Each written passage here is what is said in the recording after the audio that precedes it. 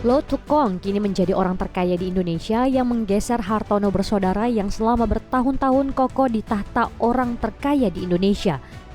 Mengutip data real-time Forbes Billionaires List, kekayaan Lo Tukong mencapai 25,5 miliar dolar Amerika Serikat. Sementara kekayaan Hartono bersaudara yaitu Budi Hartono dan Michael Hartono masing-masing 22,1 miliar dolar Amerika Serikat dan 21,3 miliar dolar Amerika Serikat.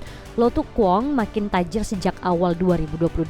Bisnis batubara rajutnya mencapai 37 miliar dolar Amerika. Apalagi harga saham PT Bayan Resources Tbk yang meroket membuatnya makin kaya raya. Saat ini harga saham emiten batubara tersebut telah meroket lebih dari 600% secara tahunan ke posisi Rp18.575 per saham.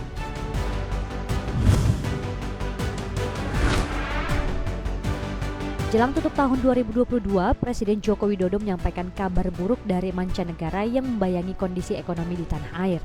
Salah satunya adalah kondisi China yang mengalami kenaikan jumlah pasien COVID-19. Pekan lalu, Beijing telah mengakui skala wabah telah menjadi mustahil untuk dilacak setelah berakhirnya pengujian massal wajib. Jokowi menilai hal ini berpengaruh pada perekonomian global ke depan. Sang kepala negara juga menyebut tidak ada yang tahu kapan perang Rusia dan Ukraina akan berakhir. Kondisi ini sayangnya dibarengi dengan geopolitik yang memanas di beberapa belahan dunia. Yang terakhir, kondisi yang juga dikhawatirkan Jokowi yaitu pengetatan kebijakan moneter melalui kenaikan suku bunga acuan juga menyebabkan gejolak di pasar keuangan. Dari kondisi ini, Indonesia sudah merasakan dampaknya sejak beberapa bulan terakhir.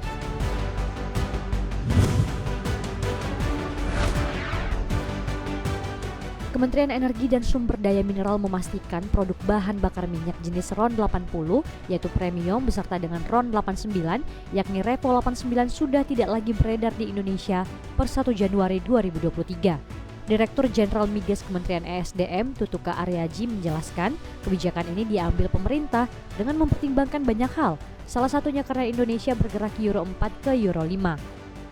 Namun, nantinya BBM RON 90 alias Pertalite masih akan tetap ada di pasaran.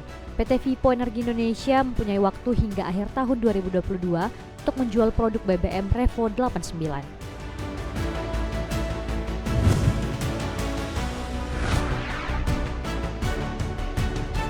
Di tengah banyaknya devisa hasil ekspor atau DHE yang parkir di luar negeri seperti di Singapura, Bank Indonesia memutuskan untuk meluncurkan instrumen operasi moneter valuta asing baru. Gubernur Bank Indonesia Peri Warjio mengatakan, instrumen baru ini akan memberikan imbal hasil deposito falas yang kompetitif berdasarkan mekanisme pasar. Menurut Peri, jika rata-rata bunga deposito falas negara lain ada di angka 3,7%, BI berkomitmen untuk menawarkan bunga kepada perbankan pada kisaran 3,75 hingga 4% melalui lelang. Dengan bunga yang lebih kompetitif, Peri berharap instrumen ini akan menarik minat eksportir untuk menaruh DHE mereka, terutama eksportir yang bisnisnya bergerak di sektor sumber daya alam.